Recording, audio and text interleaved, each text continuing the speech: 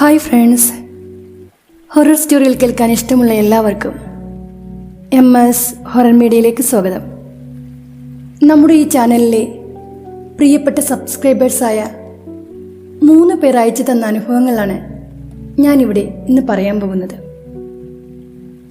ആദ്യത്തെ അനുഭവം അയച്ചു തന്നത് ശ്യാംലാൽ കൊല്ലം. അദ്ദേഹം കൊല്ലം ഇരുമ്പനങ്ങാട് സ്വദേശിയായ പ്രഭാകരൻ എന്നയാളുടെ ജീവിതത്തിലുണ്ടായ ഒരു പ്രേതാനുഭവമാണ് എനിക്ക് അയച്ചു തന്നത്. ഈ അനുഭവം ഞാൻ പ്രഭാകരന്റെ വാക്കുകളിലൂടെ തന്നെ നിങ്ങളോട് പറയാം. 70കളുടെ തുടക്കത്തിലാണ് ഈ സംഭവം നടക്കുന്നത്. പതിവ് പോലെ പുലർച്ചെ 3 മണിക്ക് ഞാൻ എൻ്റെ കാർഷിക വിളകളുമായി ചന്തയിലേക്ക് പോകാനിറങ്ങി. എൻ്റെ സഹായത്തിനായി രാജേന്ദ്രൻ എന്ന സുഹൃത്തും പലപ്പോഴും ഉണ്ടാകാറുണ്ട്. പക്ഷെ ഇന്നത്തെ ദിവസം അവൻ വന്നില്ല. ചുറ്റും ഇടതൂർന്ന് വളർന്ന മരങ്ങളും വള്ളിപ്പടർപ്പുകളും ചെടികളും നിറഞ്ഞ വഴിയിലൂടെയാണ് എൻ്റെ യാത്ര. പ്രകൃതി ഭംഗി ആവോളമുള്ളതിനാൽ യാത്രയിൽ ദൂരം അറിയില്ല. മരങ്ങൾ ആകാശത്തോളം വളർന്നു നിൽക്കുന്നതിനാൽ അരണ്ട വെളിച്ചം മാത്രമേ താഴേക്ക് പതിക്കുന്നുണ്ടായിരുന്നുള്ളൂ. യാത്ര തുടർന്ന് കുറച്ചു ദൂരം കഴിഞ്ഞതും അടുത്തായുള്ള ഒരു മരത്തിന്റെ ചുവട്ടിൽ ഒരാളിരിക്കുന്നത് ഞാൻ കണ്ടു. അയാൾ എന്നെ കൈയാട്ടി വിളിച്ചു. അതെന്റെ സുഹൃത്ത് രാജേന്ദ്രനായിരുന്നു. നീ എന്താ രാവിലെ വീട്ടിൽ വരാതിരുന്നത്? ഞാൻ രാജേന്ദ്രനോട് ചോദിച്ചു. ഒന്നും പറയണ്ട, കൂട്ടുകാരുമായി ഒരുമിച്ച് കൂടി ഒരു മദ്യസൽക്കാരം ഉണ്ടായിരുന്നു. നീ ചന്തയിലേക്കല്ലേ, ഞാനും കൂടെ വരട്ടെ? അവൻ എന്നോട് ചോദിച്ചു. അതിനെന്താ, വന്നോളൂ, ഞാൻ അവന് മറുപടി നൽകി. ഞങ്ങൾ നടന്ന് ഒരു ഇടുങ്ങിയ പാതയിലെത്തിപ്പെട്ടു. ചുറ്റും വള്ളിപ്പടർപ്പുകൾ നിറഞ്ഞു നിന്നതിനാൽ സൂക്ഷിച്ചു വേണം ആ വഴിയിലൂടെ മുന്നോട്ട് നടക്കാൻ. ആ സമയത്ത് രാജൻ എന്നോട് ചോദിച്ചു, നിനക്ക് ഈ മരണാനന്തര ജീവിതത്തിൽ വിശ്വാസമുണ്ടോ? അവൻ്റെ ആ ചോദ്യം കേട്ട് ഞാൻ അവനെ കളിയാക്കിക്കൊണ്ട് പറഞ്ഞു, നിനക്ക് വല്ല ബാധയും കൂടിയോ? അതോ നീ വല്ല പ്രേതത്തെയും കണ്ടോ? ഞാൻ അവനെ കളിയാക്കി ചിരിച്ചു. പെട്ടെന്ന് കുറച്ചകലെയായി നായ്ക്കളുടെ നിർത്താതെയുള്ള ഓരിയിടൽ ശബ്ദം മുഴങ്ങിക്കേട്ടു. അവറ്റകളുടെ ആ പേടിപ്പെടുത്തുന്ന ശബ്ദം കേട്ടിട്ടും രാജേന്ദ്രന്റെ മുഖത്ത് ഒരു വ്യത്യാസവും ഇല്ലാതിരുന്നത് ഞാൻ ശ്രദ്ധിച്ചു. അപ്പോൾ വീശിയ കാറ്റിൽ ജഡമഴുകിയ ഒരു ദുർഗന്ധം എൻ്റെ മൂക്കിലേക്ക് തുളഞ്ഞു കയറി. കൺമുന്നിൽ തുടരെ നടക്കുന്ന സംഭവങ്ങൾ എന്നിലെ ഭയത്തെ ഇരട്ടിപ്പിച്ചു. പേടി കാരണം ഞാൻ രാജന്റെ കയ്യിൽ മുറുകെ പിടിച്ചു. അന്നേരം അവൻ്റെ കയ്യിൽ സാധാരണയിലും അധികം തണുപ്പ് എനിക്ക് അനുഭവപ്പെട്ടു. ഞങ്ങൾ അങ്ങനെ നടന്ന് മരങ്ങൾ നിറഞ്ഞ പാതയിൽ നിന്നും ചന്തയിലേക്കെത്തി. എൻ്റെ ശ്വാസം നേരെ വീണു. സൂര്യന്റെ വെളിച്ചം അവിടെ ആകെ പടരാൻ തുടങ്ങി. സാധനങ്ങളെല്ലാം ചന്തയിൽ ഏൽപ്പിച്ച ശേഷം ഞങ്ങൾ വീട്ടിലേക്ക് തിരികെ നടന്നു. അങ്ങനെ വീണ്ടും മരങ്ങൾ നിറഞ്ഞ ആ വഴിയിലേക്ക് ഞങ്ങൾ പ്രവേശിച്ചു. അപ്പോൾ മുതൽ രാജേന്ദ്രൻ എന്നെ കണ്ണെടുക്കാതെ നോക്കുന്നത് ഞാൻ പ്രത്യേകം ശ്രദ്ധിച്ചു. ഒരു പരിതാപകരമായ ഭാവത്തിലായിരുന്നു അവൻ എന്നെ നോക്കിയത്. അവൻ്റെ കണ്ണുകൾ നിറയുന്നത് ഞാൻ കണ്ടു. നിനക്ക് എന്താണ് പറ്റിയത്? ഞാൻ ശ്രദ്ധിക്കുന്നുണ്ട് നിന്നെ, പറ. ഒന്നുമില്ല, അവൻ പറഞ്ഞു നിർത്തി. പൊടുന്നനെ വീശിയ കൊടുങ്കാറ്റിന്റെ ശക്തിയിൽ ഉയർന്നു പൊങ്ങിയ കരിയിലകൾ മുഖത്ത് പതിച്ച് ഒരു നിമിഷത്തേക്ക് എൻ്റെ കാഴ്ച മറഞ്ഞു. ആ കാറ്റിന്റെ ശക്തി കുറഞ്ഞു വന്ന അവസരത്തിൽ ഞാൻ കണ്ണു തുറന്നു നോക്കിയപ്പോൾ രാജനെ അവിടെ എങ്ങും കാണാനില്ല. കാറ്റിന്റെ ശക്തിയിൽ അവൻ അവിടെ എവിടെയെങ്കിലും വീണതാവാം എന്ന് ഞാൻ കരുതി. ഞാൻ അവനെ അവിടെയെല്ലാം അന്വേഷിച്ചു. എന്നാൽ എനിക്കവനെ കണ്ടെത്താനായില്ല. വിഷമത്തോടെ ഞാൻ തിരികെ വീട്ടിലേക്ക് നടന്നു. സമയം രാത്രിയോടടുക്കുന്നു. യാത്രാക്ഷീണവും മറ്റും കാരണം ഞാൻ നേരത്തെ ഉറങ്ങാൻ കിടന്നു. അധികം വൈകാതെ തന്നെ നിദ്ര എന്നെ തേടിയെത്തി. പാതി മയക്കത്തിൽ ഞാനൊരു ദുസ്വപ്നം കണ്ടു. രാജേന്ദ്രനെ ഒരാൾ ആക്രമിച്ചു കൊല്ലുന്നു. പെട്ടെന്ന് ഞാൻ ചാടി എഴുന്നേറ്റു. കണ്ടത് സ്വപ്നമാണെന്ന ചിന്ത പോലും ഞാൻ മറന്നുപോയി. പിന്നെ ഞാൻ മുറിയുടെ വാതിൽ തുറന്ന് പുറത്തേക്കിറങ്ങി. കതക് തുറന്ന ശബ്ദം കേട്ട് ഉണർന്നു വന്ന ഭാര്യ എന്നോട് ചോദിച്ചു, ഈ രാത്രി നിങ്ങൾ എങ്ങോട്ട് പോകുന്നു? നിങ്ങൾക്ക് എന്താ പറ്റിയത്? ഞാൻ രാജേന്ദ്രന്റെ വീട് വരെ ഒന്ന് പോയിട്ട് വരാം. നിങ്ങളിതെന്തും ഭാവിച്ചാണ്? സമയം 2 മണി കഴിഞ്ഞു. ഇപ്പോൾ കിടന്നുറങ്ങി നാളെ രാവിലെ പോയാൽ പോരെ? ആ രാത്രി മുഴുവനും ഞാൻ അവനെപ്പറ്റി ആലോചിച്ചു കൊണ്ടിരുന്നു. നേരം പുലർന്നു. ഭാര്യ കൊണ്ടുവന്ന കട്ടൻ കാപ്പി കുടിച്ച ശേഷം ഞാൻ തിടുക്കത്തിൽ രാജേന്ദ്രന്റെ വീട്ടിലേക്ക് പോയി. 3 ദിവസമായിട്ട് അവൻ വീട്ടിലേക്ക് വന്നിട്ടില്ല എന്ന മറുപടിയാണ് അവൻ്റെ വീട്ടുകാരിൽ നിന്ന് എനിക്ക് ലഭിച്ചത്. അവനെപ്പറ്റി അന്വേഷിക്കുന്നതിനിടെ അങ്ങാടിയിലേക്ക് പോകുന്ന വഴി ജീർണിച്ച അവസ്ഥയിൽ ഒരു ജഡം കണ്ടെത്തിയെന്ന വാർത്ത ഞാൻ കേട്ടു. അവിടെ പോയി നോക്കിയപ്പോൾ ആ ശരീരം രാജേന്ദ്രൻ്റെതാണെന്ന് ഞാൻ തിരിച്ചറിഞ്ഞു. മനസ്സും ശരീരവും മരവിച്ച അവസ്ഥയിൽ ഞാൻ കുറേ നേരം അവിടെ അങ്ങനെയിരുന്നു. എൻ്റെ സ്വപ്നം സത്യമായിരിക്കുന്നു. അവനെ ആരാണ് വകവരുത്തിയത്? എന്തിനു വേണ്ടിയാണ് അവനെ കൊന്നത് എന്നിങ്ങനെയുള്ള ചോദ്യങ്ങൾ എൻ്റെ മനസ്സിലുണ്ടായി. മൃതദേഹത്തിന് 2 ദിവസത്തിലധികം പഴക്കമുണ്ടെന്നാണ് കണ്ടുനിന്നവരൊക്കെ പറഞ്ഞത്. അങ്ങനെയാണെങ്കിൽ ഇന്നലെ എൻ്റെ കൂടെ വന്നത് ആരാണ്? എൻ്റെ മനസ്സ് വീണ്ടും കലുഷിതമായി. ഉറ്റ സുഹൃത്തിൻ്റെ മരണത്തിൽ മനന്നൊന്ത് കുറച്ച് ദിവസം ഞാൻ വീട്ടിൽ തന്നെ ഇരിപ്പായി. പിന്നെ ഒരു ദിവസം ഉറക്കത്തിൽ രാജേന്ദ്രൻ എൻ്റെ സ്വപ്നത്തിൽ വീണ്ടും വന്നു. പ്രഭാകര, എന്നെ ഒരാൾ കൊന്നതാടാ. ജീവിച്ച് കൊതിർന്നിട്ടില്ല എനിക്ക്. എനിക്ക് നിന്നോടായി ഒരു കാര്യം പറയാനുണ്ട്. എനിക്ക് വേണ്ടി നീ ഇത് ചെയ്യില്ലേ? പിന്നീടും അവൻ എന്തെല്ലാമോ എന്നോട് ചോദിച്ചു. പക്ഷേ ആ വാക്കുകളൊന്നും എനിക്ക് വ്യക്തമായില്ല. പെട്ടെന്ന് ഞാൻ ഉറക്കം വിട്ടുണർന്നു. എല്ലാം എൻ്റെ ഉപബോധ മനസ്സിൻ്റെ തോന്നലാവാം എന്ന് ഞാൻ കരുതി. പിന്നെ ഞാൻ എൻ്റെ പതിവ് കാര്യങ്ങളിൽ വ്യാപൃതനായി. പതിവായി ഞാൻ സഞ്ചരിക്കാറുള്ള ആ വഴിയിൽ കൂടെ നടന്നു പോകുന്ന സമയത്ത് ഒരു കൂട്ടം കാട്ടുപന്നികൾ എന്തോ ലക്ഷ്യം വെച്ച് നിൽക്കുന്നത് ഞാൻ കുറച്ചകലെ നിന്ന് തന്നെ കണ്ടു. പെട്ടെന്ന് അവയുടെ നോട്ടം എൻ്റെ നേർക്കായി. അവയ്ക്കാണെങ്കിൽ സാധാരണയിലധികം ഉയരമുണ്ടായിരുന്നു. എൻ്റെ ഹൃദയമിടിപ്പ് വല്ലാണ്ടങ്ങ് കൂടി. കൈകാലുകൾ ഭയത്താൽ വിറച്ചു. പ്രാണരക്ഷാർത്ഥം ഞാൻ പിന്തിരിഞ്ഞോടാൻ ശ്രമിച്ചു. പക്ഷേ ഒരു കൊടുങ്കാറ്റിനേക്കാൾ വേഗത്തിൽ അവ എൻ്റെ നേർക്ക് ഓടിപ്പാഞ്ഞു വന്നു. ഞാൻ മുന്നോട്ടോടി മാറിയ ആ സമയത്ത് തന്നെ എന്നെ തൊട്ടില്ല എന്ന മട്ടിൽ ഒരു പടുകൂറ്റൻ തേക്കുമരം ഉഗ്രശബ്ദത്തോടെ എൻ്റെ മുന്നിലേക്ക് മറിഞ്ഞു വീണു. അപ്രതീക്ഷിതമായി നടന്ന ആ സംഭവത്തിൽ കാട്ടുപന്നികൾ പിന്തിരിഞ്ഞോടി. കടപുഴുകി വീണ മരത്തിൻ്റെ ഒരു വശത്തായി എനിക്ക് പുകമഞ്ഞു പോലെയുള്ളൊരു രൂപം മിന്നായം കണക്കെ കാണാൻ സാധിച്ചു. ഞാൻ കുറച്ചു സമയം ഒന്നും മനസ്സിലാവാതെ ആകെ വല്ലാതെ നിന്നു. ധൈര്യം വീണ്ടെടുത്ത് ഞാൻ വീണ്ടും മുന്നോട്ട് നടക്കാൻ തുടങ്ങി. അന്ന് രാജേന്ദ്രൻ എൻ്റെ കൂടെ ചേർന്ന അതേ വഴിയിലെത്തിയപ്പോൾ മുതൽ എനിക്കൊരു വല്ലായ്മ തോന്നി തുടങ്ങി. ആരോ എൻ്റെ ഒപ്പമുള്ളതുപോലെയാണ് എനിക്കപ്പോൾ തോന്നിയത്. പക്ഷേ ചുറ്റും ആരെയും കാണാനും സാധിച്ചില്ല. ഞാൻ മുന്നോട്ട് നടന്നു.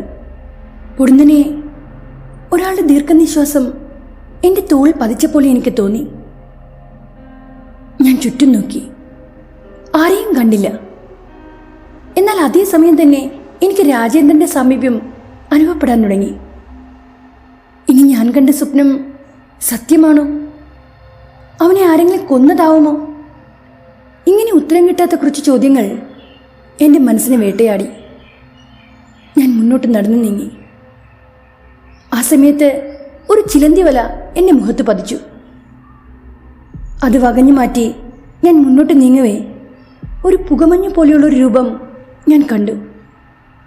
അതെൻ്റെ അടുത്തേക്ക് ഒഴുകി വരുന്നത് പോലെ എനിക്ക് കാണാൻ സാധിച്ചു. ഞാൻ തിരിഞ്ഞോടാൻ നോക്കി. പക്ഷേ എൻ്റെ കാലുകൾ എനിക്ക് അനക്കാൻ സാധിക്കുന്നില്ല. ആ സമയത്ത് ആ രൂപം അപ്രത്യക്ഷമാവുകയും ചെയ്തു. എന്നാലും അതെന്താണ്? എനിക്കാകെ ഭ്രാന്തി പിടിക്കുന്നത് പോലെ തോന്നി. പിന്നീട് എനിക്ക് പതിവ് കാര്യങ്ങളിൽ ശ്രദ്ധിക്കാൻ കഴിഞ്ഞില്ല. ഒരു ചെറിയ ശബ്ദം കേട്ടാൽ പോലും എനിക്ക് വല്ലാത്ത ഭയം തോന്നി തുടങ്ങി.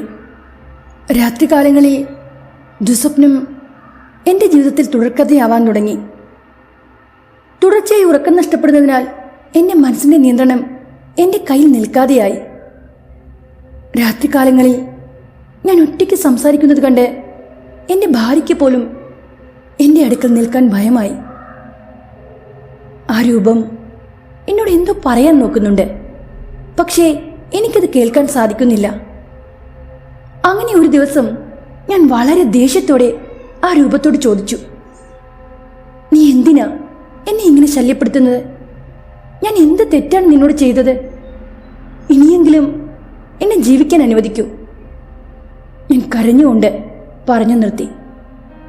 പെട്ടെന്ന് ആ പുകമഞ്ഞു പോലെയുള്ള രൂപം അങ്ങ് അദൃശ്യമായി.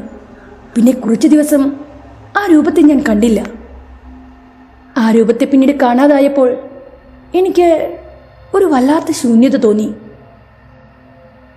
അങ്ങനെ ഒരു ദിവസം രാത്രിയിൽ ഞാൻ ഉറങ്ങാൻ കിടന്നപ്പോൾ ചിന്തിച്ചു, ആ ആത്മാവിന് എന്നെക്കൊണ്ട് എന്തെങ്കിലും ആവശ്യം കാണുമോ? അതാണോ അത് എന്നെ തേടി വന്നത്? ഞാൻ ആ രൂപത്തെ മനസ്സിൽ സ്മരിച്ചു.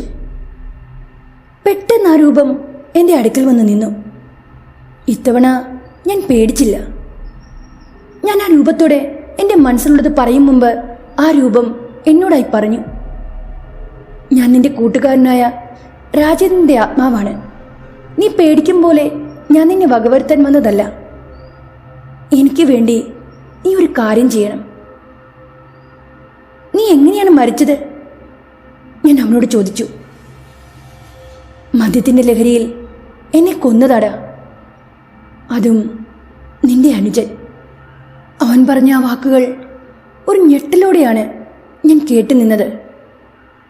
ഞങ്ങൾ പതിവ് പോലെ മദ്യസേവ നടത്തി തിരിച്ചു വരുന്ന വഴിയിൽ വെച്ച് ഞാൻ അവനോട് കടം കൊടുത്ത പണത്തെപ്പറ്റി ചോദിച്ചു. അന്നേരം അവൻ എന്നോട് ദേഷ്യത്തോട് സംസാരിക്കുകയും എന്നെ വല്ലാണ്ട് മർദ്ദിക്കുകയും ചെയ്തു. പിന്നെ അവൻ എന്നെ ആ ഉയർന്ന പ്രദേശത്തു നിന്നും താഴേക്ക് തള്ളിയിട്ടു. വീഴ്ചയിൽ ബോധം നഷ്ടമായ എന്നെ അവൻ ശ്വാസം മുട്ടിച്ചു. പിന്നെ അവൻ്റെ ശരീരം അവിടെ ഉപേക്ഷിച്ച് ഓടി രക്ഷപ്പെട്ടു. എൻ്റെ കുടുംബത്തിൻ്റെ ഏക ആശ്രയം ഞാനായിരുന്നു. എൻ്റെ മരണത്തോടെ അവർ അനാഥരായി. രൂപമില്ലെങ്കിലും എന്നെ ആകെ കാണാൻ കഴിയുന്നതും ഞാൻ പറയുന്നത് കേൾക്കാൻ സാധിക്കുന്നതും നിനക്ക് മാത്രമാണ്. എനിക്ക് വേണ്ടി അവസാനമായി നീ 2 കാര്യങ്ങൾ ചെയ്യണം. നിങ്ങൾ കഴിയുന്നത് പോലെ എൻ്റെ വീട്ടുകാരെ ഒന്ന് സഹായിക്കാമോ? അവർ പട്ടിണി കൂടാതെ കഴിയുന്നത് എനിക്ക് കാണണം. എന്നാലേ എൻ്റെ ആത്മാവിന് സമാധാനത്തോടെ പോകുവാൻ സാധിക്കൂ. ഇത്രയും കേട്ടതും എൻ്റെ കണ്ണുകൾ നിറയുവാൻ തുടങ്ങി. ഞാൻ ജീവിച്ചിരിക്കുന്നതുവരെ നിന്റെ വീട്ടുകാർ ദുരിതം അനുഭവിക്കുകയില്ല, ഇതെൻ്റെ വാക്കാണ്. ഞാൻ ആ രൂപത്തിന് ഉറപ്പ് നൽകി. ഇനി എന്താണ് ഞാൻ നിനക്ക് വേണ്ടി ചെയ്യേണ്ടത്? ദുർമരണപ്പെട്ടതിനാൽ എൻ്റെ ആത്മാവ് പ്രേതരൂപം പ്രാപിച്ചലയുകയാണ്. എൻ്റെ ആത്മാവിന് മോക്ഷപ്രാപ്തി നൽകണം. ആ കർമ്മങ്ങൾ നീ തന്നെ നിർവഹിക്കണം. ഒരു കൂടപ്പിറപ്പിനെ പോലെ എനിക്ക് മതിയാവോളം സ്നേഹം തന്നത് നീയാണ്. ആ രൂപം പറഞ്ഞു നിർത്തി. അധികം വൈകാതെ തന്നെ ഞാനും എൻ്റെ കർമ്മങ്ങൾ നടത്താൻ തീരുമാനിച്ചു. അതിൽ പങ്കെടുക്കാൻ അവൻ്റെ വീട്ടുകാരും ഉണ്ടായിരുന്നു. ആ കർമ്മങ്ങൾക്ക് അവസാനം എൻ്റെ ശരീരത്തിൽ ഒരു കുളിർമ അനുഭവപ്പെട്ടു. അവൻ്റെ ആത്മാവ് ഇനി അവസാനമായി പുണർന്നതാവാം. ഇന്നും അവൻ്റെ വീട്ടുകാർക്ക് വേണ്ടി, അവന് വേണ്ടി ഞാൻ എൻ്റെ കർമ്മങ്ങൾ നിർവഹിച്ച് ജീവിക്കുന്നു. ഏതൊരു മനുഷ്യനും അവൻ്റെ കാവലിനായി ഒരു അദൃശ്യ ശക്തിയുണ്ടെന്ന് എനിക്ക് വിശ്വാസം വന്നൊരനുഭവമാണ് ഞാൻ പറയുന്നത്.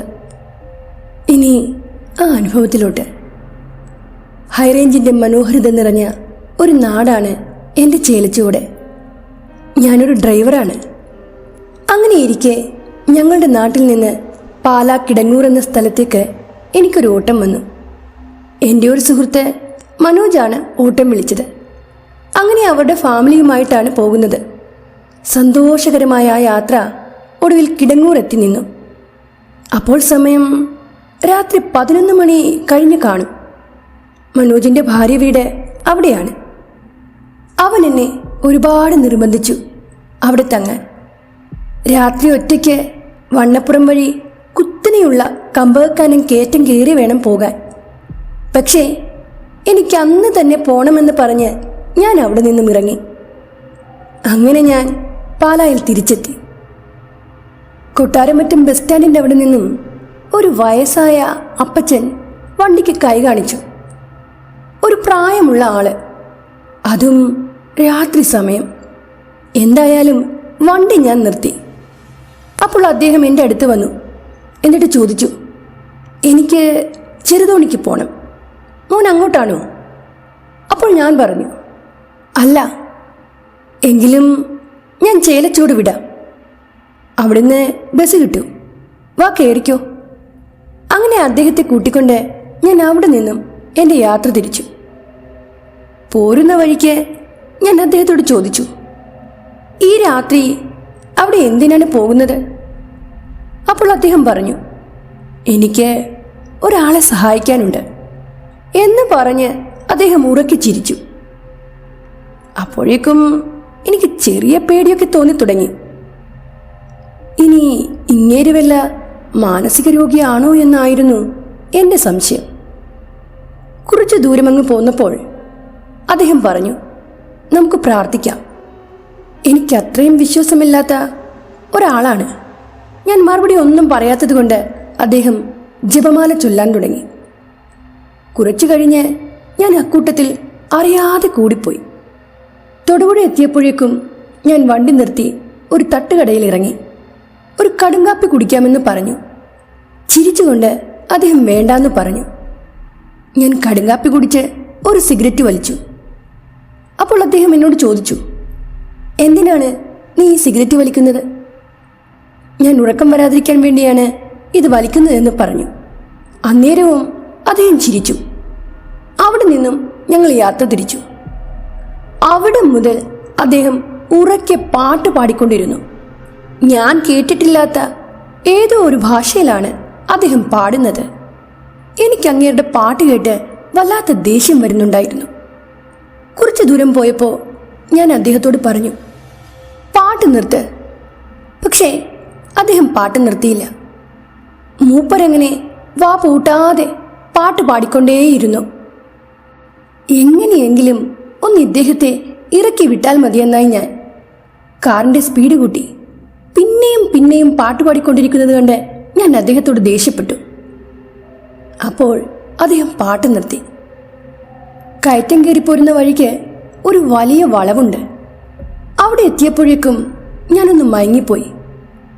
വലിയൊരു കൊക്കയിലോട്ട് വണ്ടി പോകാൻ തുടങ്ങിയതും എൻ്റെ തുടയിൽ ഒറ്റ അടി തന്നുകൊണ്ട് ഉറങ്ങിപ്പോയോ എന്ന് ചോദിച്ചു അദ്ദേഹം. ഞാൻ സഡൻ ബ്രേക്കിട്ട് വണ്ടി നിർത്തി. പെട്ടെന്ന് ഞാൻ പുറത്തു വന്ന് നോക്കിയപ്പോൾ ഇത്തിരി കൂടി മുന്നോട്ട് പോയാൽ പിന്നെ ഞങ്ങളില്ല. അത്രയും വലിയ കൊക്കയാണിത്. ഞാൻ കിലുകിലാന്ന് വിറക്കാൻ തുടങ്ങി. ഒരു സിഗരറ്റ് കത്തിച്ച് വണ്ടി പുറകിലോട്ടെടുത്തു. അപ്പോൾ അദ്ദേഹം എന്നോട് ചോദിച്ചു, ഇത് വലിച്ചാൽ ഉറക്കം വരില്ല എന്ന് പറഞ്ഞു, എന്നിട്ട് നീ ഉറങ്ങിപ്പോയല്ലോ. അപ്പോൾ അതുകൊണ്ട് പ്രയോജനമില്ലെങ്കിൽ അത് കളഞ്ഞേര്. ദേഷ്യം വന്നെങ്കിലും ഞാനത് കളഞ്ഞു. പിന്നെ ഒന്നും സംസാരിച്ചില്ല. കുറച്ചു സമയത്തിന് ശേഷം ഞങ്ങൾ ചേലച്ചൂടെത്തി. അദ്ദേഹത്തോട് ഇവിടെ ഇറങ്ങിക്കോളാൻ പറഞ്ഞു. ഞാൻ വണ്ടി നിർത്തി.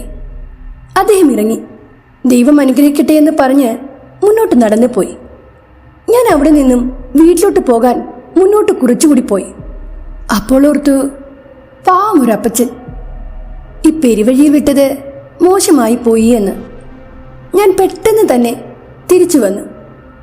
അവിടെ അദ്ദേഹത്തെ കാണാനില്ലായിരുന്നു. വണ്ടി വല്ലതും വന്നു കാണും, അദ്ദേഹം പോയി കാണുമായിരിക്കും. ഞാൻ അങ്ങനെ ഓർത്തുകൊണ്ട് വീട്ടിലോട്ട് പോയി.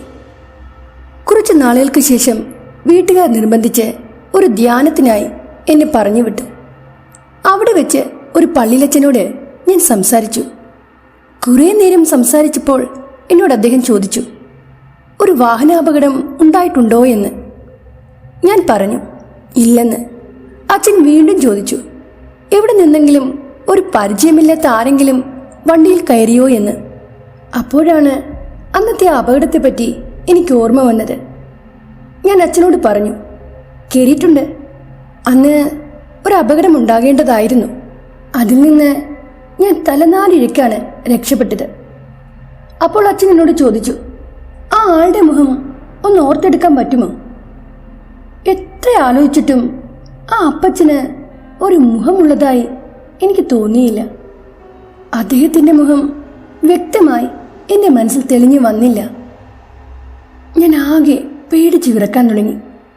അപ്പോൾ അച്ഛൻ എന്നോട് പറഞ്ഞു, അത് നിന്റെ കാവൽ മാലാഖയായിരുന്നു എന്ന്. ഇന്നും ഞാൻ ആ മുഖം ഓർത്തെടുക്കാൻ ശ്രമിക്കും, പക്ഷെ നടക്കുന്നില്ല. ഇതാണ് എൻ്റെ അനുഭവം. ഈ അനുഭവം എനിക്ക് അയച്ചു തന്നത് അലീനയാണ്. ഇനി അലീനയുടെ വാക്കുകളിലൂടെ. ഞാൻ എൻ്റെ രണ്ടാമത്തെ കുഞ്ഞിനെ ഗർഭിണിയായിരിക്കുന്ന സമയം മുതലേ മാളുവിൻ്റെ ഓരോ കഥകളും കേട്ടാണ് ഞാൻ ഉറക്കത്തിലേക്ക് പോയിരുന്നത്. ആ സമയത്ത് ശാരീരിക ബുദ്ധിമുട്ടുകൊണ്ട് ഉറക്കമില്ലാതെ തള്ളി നീക്കുന്ന രാത്രികളിൽ മാളുവിൻ്റെ കഥകൾ എനിക്ക് വലിയ ആശ്വാസമായിരുന്നു. ഇനി ഞാൻ എൻ്റെ അനുഭവത്തിലേക്ക് വരാം. ഞാൻ പറഞ്ഞല്ലോ, രണ്ടാമത്തെ കുഞ്ഞിനെ പ്രഗ്നൻ്റ് ആയ കാര്യം. ആ ഡെലിവറിക്ക് ശേഷം എനിക്കൊരു ആൺകുഞ്ഞ് ജനിച്ചു. എൻ്റെ മൂത്ത കുട്ടിയും ആൺകുട്ടി തന്നെ ആയതിനാൽ എനിക്ക് ഒരു പെൺകുഞ്ഞ് വേണമെന്ന് വലിയ ആഗ്രഹമായിരുന്നു. രണ്ടാമതും ഗർഭിണിയായിരുന്നപ്പോൾ ഞാനൊരു പെൺകുഞ്ഞിന് വേണ്ടി ഒത്തിരി ആഗ്രഹിച്ചിരുന്നു. എന്നാൽ എനിക്ക് ഒരു മകൻ തന്നെയാണ് പിറന്നത്. ആദ്യത്തേത് രണ്ടും ഓപ്പറേഷൻ ആയതുകൊണ്ട് തന്നെ എൻ്റെ ആരോഗ്യസ്ഥിതി പരിഗണിച്ച് പ്രസവം നിർത്തുന്നതാണ് നല്ലതെന്ന് ഡോക്ടേഴ്സ് എന്നോട് പറഞ്ഞു. പോരാത്തതിന് ഗർഭകാലത്ത് എനിക്ക് ഹൈ BP ഉണ്ടായിരുന്നു. എന്നാൽ ഒരു പെൺകുഞ്ഞിന് വേണ്ടിയുള്ള ആഗ്രഹം കൊണ്ട് ഡെലിവറി സ്റ്റോപ്പ് ചെയ്യാൻ ഞാൻ തയ്യാറായില്ല. ഒടുവിൽ എന്നോട് ഡോക്ടേഴ്സ് പറഞ്ഞു, ഇനിയൊരു കുട്ടിയെ നോക്കുവാണെങ്കിൽ കുറഞ്ഞത് 2 വർഷത്തെ ഗ്യാപ്പെങ്കിലും വേണമെന്ന്. ഞാനും എൻ്റെ ഭർത്താവും അത് സമ്മതിച്ചു. പക്ഷേ ഞങ്ങൾ പോലും പ്രതീക്ഷിക്കാതെ എൻ്റെ രണ്ടാമത്തെ കുഞ്ഞിന് 1 വയസ്സ് തികയും മുമ്പേ ഞാൻ മൂന്നാമതും ഗർഭിണിയാണെന്നറിഞ്ഞു. എൻ്റെ അമ്മയും എൻ്റെ റിലേറ്റീവ്സ് എല്ലാവരും ഈ പ്രഗ്നൻസി തുടർന്നുകൊണ്ട് പോകരുതെന്ന് എന്നോട് പറഞ്ഞു. പക്ഷെ ഞാനും എൻ്റെ ഭർത്താവും ഞങ്ങൾക്ക് ദൈവം തന്നതിനെ 2 കൈകളും നീട്ടി സ്വീകരിച്ചു. തുടക്കം മുതൽ തന്നെ ഡോക്ടേഴ്സ് എനിക്ക് ബെഡ് റെസ്റ്റ് പറഞ്ഞു. എന്നാൽ രണ്ടാമത്തെ മകൻ തീരെ ചെറുതായതുകൊണ്ട് തന്നെ ബെഡ് റെസ്റ്റ് ചെയ്യാനൊന്നും എനിക്ക് കഴിഞ്ഞിരുന്നില്ല. അങ്ങനെ 6-ാം മാസത്തിലേക്ക് കടന്നു. എല്ലാ തവണത്തേതും പോലെ BP പയ്യെ തലപൊക്കി തുടങ്ങി. കൂടാതെ എൻ്റെ വയറിൻ്റെ റൈറ്റ് സൈഡിൽ വല്ലാത്തൊരു വേദനയും എനിക്ക് അനുഭവപ്പെടാൻ തുടങ്ങി. അങ്ങനെ ഡോക്ടർ സ്കാൻ ചെയ്ത് നോക്കി. പ്രത്യേകിച്ച് ഒരു കുഴപ്പവും കണ്ടില്ല. പതിവ് പോലെ തന്നെ BP മെഡിസിൻസും പിന്നെ ഡെയിലി കഴിക്കുന്ന സപ്ലിമെൻറ്റ്സും തുടരാൻ ഡോക്ടർ എന്നോട് ആവശ്യപ്പെട്ടു. അങ്ങനെ 8-ാം മാസത്തിലേക്ക് കടന്നു. റൈറ്റ് സൈഡ് പെയിൻ സഹിക്കാൻ പറ്റാതെയായി. എന്നെ ഹസ്ബൻഡ് രാത്രി തന്നെ അന്ന് ഹോസ്പിറ്റലിൽ കൊണ്ടുപോയി. രാത്രി ആയതുകൊണ്ട് തന്നെ ഡ്യൂട്ടി ഡോക്ടറാണ് അവിടെ ഉണ്ടായിരുന്നത്. പെയിനായി വരുന്ന എല്ലാ ഗർഭിണികൾക്കും ചെയ്യുന്നത് പോലെ തന്നെ എൻ്റെ ഉള്ളു പരിശോധിച്ചു. പക്ഷേ പ്രസവത്തിൻ്റെതായ ഒരു ലക്ഷണങ്ങളും കാണിച്ചിരുന്നില്ല. പിന്നെ സ്കാൻ ചെയ്യുവാൻ വേണ്ടി എന്നെ അകത്തേക്ക് കയറ്റി. അതിൽ എൻ്റെ ആദ്യത്തെ ഓപ്പറേഷൻ ചെയ്ത സ്റ്റിച്ച് പൊട്ടിപ്പോകാറായിരിക്കുന്നതായി ഡോക്ടർ കണ്ടു. ഉടനെ തന്നെ മെയിൻ ഡോക്ടറെ കോൾ ചെയ്തു വരുത്തി. ഡോക്ടർ പെട്ടെന്ന് തന്നെ അവിടെ എത്തി. എമർജൻസി C-സെക്ഷൻ ചെയ്യുവാൻ പോകുകയാണെന്ന് എന്നോട് അദ്ദേഹം പറഞ്ഞു. മാസം തികയാതെയുള്ള ഡെലിവറി ആയതുകൊണ്ട് തന്നെ എനിക്ക് ഭയം വർദ്ധിച്ചു. എൻ്റെ ആരോഗ്യത്തിനേക്കാളും എൻ്റെ കുഞ്ഞ് സേഫ് ആയിരിക്കുമോ എന്നായിരുന്നു എൻ്റെ ഭയം. ഞാൻ ഡോക്ടറോട് പറഞ്ഞു, ഞാൻ ഫുൾ ബെഡ് റെസ്റ്റ് എടുക്കാം, ഇപ്പോൾ ഡെലിവറി ചെയ്യണ്ട എന്ന്. കാരണം കുഞ്ഞിൻ്റെ ആരോഗ്യത്തെക്കുറിച്ചായിരുന്നു എൻ്റെ അപ്പോഴത്തെ ചിന്ത. പക്ഷേ ഡോക്ടർ എന്നോട് പറഞ്ഞു, സോറി അലീന, ഇനിയും നീട്ടിവെക്കാൻ സാധിക്കില്ല. സ്റ്റിച്ച് റപ്ചറായാൽ അമ്മയെയും കുഞ്ഞിനെയും അത് മരണത്തിലോട്ട് നയിക്കും. കുഞ്ഞിനെ ഓർത്ത് നീ ഒന്നുകൊണ്ടും പേടിക്കണ്ട. കുഞ്ഞിനെ സ്കാൻ ചെയ്തപ്പോൾ 1.5 കിലോ കാണിക്കുന്നുണ്ട്. 32 വീക്സാണ് കുഞ്ഞിനെ കാണിക്കുന്നത്. സോ കുഞ്ഞ് സർവൈവ് ചെയ്യും. ഇതിലും വെയിറ്റ് കുറഞ്ഞ കുട്ടികൾ സർവൈവ് ചെയ്യുന്നു. അതുകൊണ്ട് നീ പേടിക്കരുത്. കുഞ്ഞിനെ പുറത്തെടുത്താൽ ഉടനെ തന്നെ അവനെ നമുക്ക് NICUവിലോട്ട് ഷിഫ്റ്റ് ചെയ്യാമെന്നും പറഞ്ഞു. ഡോക്ടറിൻ്റെ ആ വാക്കുകൾ ഞാൻ വിശ്വസിച്ചു. ഒടുവിൽ എൻ്റെ ഓപ്പറേഷൻ കഴിഞ്ഞു. ഡോക്ടർ ചിരിച്ചുകൊണ്ട് എന്നോട് പറഞ്ഞു, അലീന, ഇത്തവണയും ഒരു സുന്ദരൻ മകൻ തന്നെയാണ് കേട്ടോ. എനിക്ക് എൻ്റെ 2 മക്കളും ജനിച്ച സമയത്തിനേക്കാളും സന്തോഷമായിരുന്നു അപ്പോൾ. ഒരു പെൺകുഞ്ഞുണ്ടാകാത്തതിൻ്റെ ഒരു വിഷമവും എനിക്കുണ്ടായിരുന്നില്ല. എൻ്റെ കുഞ്ഞിൻ്റെ മുഖം കണ്ട ആ ഒരു നിമിഷം ഞാൻ എൻ്റെ എല്ലാ വേദനയും മറന്നു. അവനെ ഒരു നോട്ടമേ ഞാൻ കണ്ടുള്ളൂ. ഉടനെ തന്നെ അവനെ NICUവിലേക്ക് മാറ്റി. എന്നെ ഓപ്പറേഷൻ കഴിഞ്ഞവരെ കിടത്തുന്ന വാർഡിലേക്കും മാറ്റി. അങ്ങനെ സമയം കടന്നുപോയി. ഇഞ്ചക്ഷൻ്റെ മരവിപ്പ് മാറിയപ്പോൾ എനിക്ക് വല്ലാത്ത വേദന അനുഭവപ്പെട്ടു തുടങ്ങി. ആ വേദനയിലും ഞാൻ നഴ്സിനോട് ചോദിച്ചുകൊണ്ടിരുന്നു, എൻ്റെ കുഞ്ഞ് ഓക്കെ അല്ലേ? അവർ അതേ എന്ന മറുപടി നൽകി. പക്ഷേ കുറേ സമയം കഴിഞ്ഞിട്ടും എൻ്റെ അമ്മയോ ഭർത്താവോ എന്നെ കാണുവാൻ വരുന്നില്ല. എനിക്കെന്തൊക്കെയോ പന്തികേട് തോന്നി. ഞാൻ നഴ്സിനോട് അവരെക്കുറിച്ച് അന്വേഷിച്ചു. അവർ കുറച്ച് തിരക്കിലാണ്. കുഞ്ഞിന് ആവശ്യമുള്ള മരുന്നുകളൊക്കെ വാങ്ങിക്കുവാൻ വേണ്ടി പുറത്തു പോയിരിക്കുകയാണെന്ന് പറഞ്ഞു. പിന്നീട് ഞാൻ ഉറങ്ങിപ്പോയി. കുറെ കഴിഞ്ഞപ്പോൾ ഞാൻ കണ്ണു തുറന്നു. എന്നിട്ടും എന്നെ കാണുവാൻ ആരും വന്നില്ല. ഞാൻ എൻ്റെ ഭർത്താവിനെ കാണണമെന്ന് വാശി പിടിക്കാൻ തുടങ്ങി. അങ്ങനെ അവസാനം എൻ്റെ ഹസ്ബൻഡ് വന്നു. ഞാൻ അദ്ദേഹത്തെ കണ്ട സന്തോഷത്തിൽ കുഞ്ഞിനെപ്പറ്റി അന്വേഷിച്ചു. നിങ്ങൾ അവനെ കണ്ടോ? അവൻ സുന്ദരനാണോ എന്നൊക്കെ ചോദിച്ചു. എന്നാൽ അദ്ദേഹത്തിന് ഒരു സന്തോഷവും ഉണ്ടായിരുന്നില്ല. എനിക്കൊന്നും മനസ്സിലായില്ല. അദ്ദേഹം എൻ്റെ തലയിലൊന്ന് തലോടിയതിന് ശേഷം പറഞ്ഞു, നീ റെസ്റ്റ് എടുക്ക്, ഞാൻ ഉടനെ വരാമെന്ന്. അങ്ങനെ പിന്നെയും സമയം കടന്നുപോയി. ആകെ എനിക്ക് അസ്വസ്ഥത വരുവാൻ തുടങ്ങി. എൻ്റെ കുഞ്ഞിനെ എനിക്ക് കാണണം, അവന് പാല് കൊടുക്കണം. ഇതൊക്കെയായിരുന്നു എൻ്റെ ചിന്ത. കുറച്ച് സമയം കഴിഞ്ഞപ്പോൾ നഴ്സ് എന്തോ അടക്കം പറയുന്നത് ഞാൻ കേട്ടു. ആ കുട്ടിയുടെ ബോഡി ആ ചേച്ചിയെ കാണിക്കണ്ട എന്നൊക്കെ. അത് കേട്ടതും ഞാൻ അസ്വസ്ഥതയാകാൻ തുടങ്ങി. എൻ്റെ ഡോക്ടർ വാർഡിലോട്ട് പെട്ടെന്ന് കയറി വന്നു. എന്നിട്ട് എന്നോട് ചോദിച്ചു, അലീന, ഇപ്പോൾ എങ്ങനെയുണ്ട്? ഞാൻ എൻ്റെ കുഞ്ഞിനെ പറ്റി ഡോക്ടറോട് ചോദിച്ചു. ആ സമയത്ത് ഡോക്ടർ പറഞ്ഞ കാര്യങ്ങൾ കേട്ട് എൻ്റെ തല കറങ്ങുവാൻ തുടങ്ങി. ഡോക്ടർ പറഞ്ഞു, സോറി അലീന, അവനെ ഞങ്ങൾക്ക് രക്ഷിക്കാനായില്ല. അവനെ അവസാനമായി കാണാൻ ആഗ്രഹമുണ്ടെങ്കിൽ ഇവിടെ കൊണ്ടുവരാൻ പറയാമെന്ന്. ഒടുവിൽ എൻ്റെ കുഞ്ഞിൻ്റെ കുഞ്ഞു ശരീരം ഒരു വെള്ളത്തുണിയിൽ പൊതിഞ്ഞ് അവസാനമായി എന്നെ കാണിക്കാൻ കൊണ്ടുവന്നു. ആ സമയത്ത് ഒരു വലിയ ഓപ്പറേഷൻ കഴിഞ്ഞ ആളാണെന്ന് പോലും ഞാൻ മറന്നുപോയി. ഞാൻ അലറിക്കരഞ്ഞു. നഴ്സിൻ്റെ കയ്യിൽ നിന്നും എൻ്റെ കുഞ്ഞിനെ വാങ്ങി. ഞാനവന് കുറേ ഉമ്മ കൊടുത്തു.